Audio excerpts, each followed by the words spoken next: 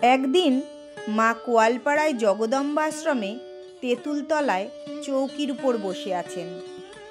এমন সময় ডোমপাড়ার একটি কম বয়সী মেয়ে এসে মায়ের কাছে কেঁদে কেঁদে নালিশ জানালো যে যার জন্য সে নিজের ঘর ছেড়েছিল সেই উপপতি হঠাৎ তাকে ছেড়ে চলে গেছে।